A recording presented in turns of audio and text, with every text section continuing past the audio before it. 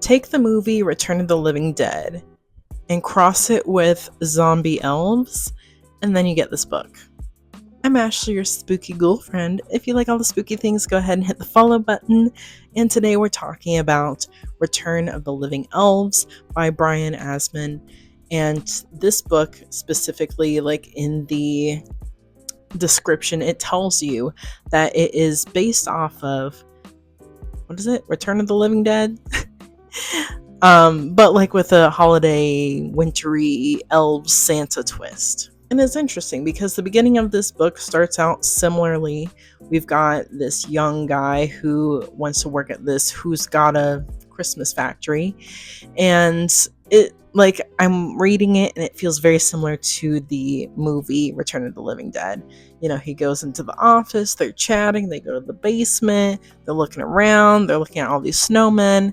Dude ends up accidentally, he picks up the snow globe and then he drops it, and basically it releases or unleashes undead elves. And I thought this one was pretty good.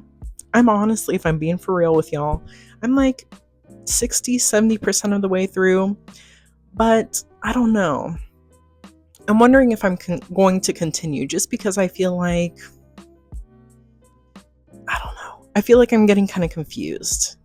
The beginning started off really strong and I saw where it was going, but then we have like these Christ punk people who I guess would be likened to like the group of kind of gothic punky people in the movie Return of the Living Dead.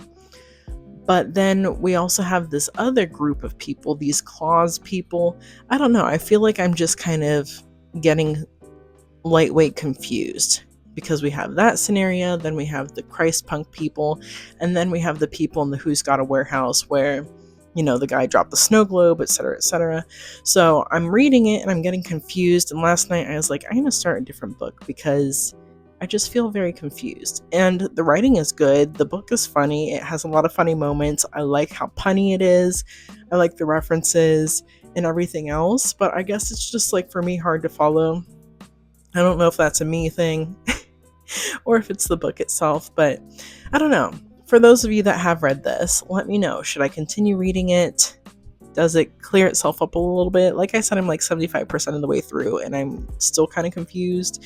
I guess it's a lot going on, because the way it's broken up is like you get Pacific time and then I think, what is it, Atlantic time or wherever the North Pole would be? Girl, geography. And then, you know, Central Standard Time, I believe, and it switches like that, so you kind of know the time frame of what's happening where. But even still, your girl's confused, so I don't know. But this does have good ratings. I think it has like 3.5, 3.8 stars, almost 4 stars.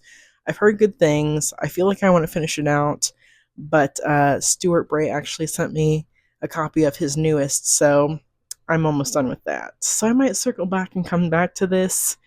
Maybe finish The Exorcist House Genesis first, because I have a couple hours or maybe an hour left of that. But we'll see. Let me know, again, if you've read it, what you thought.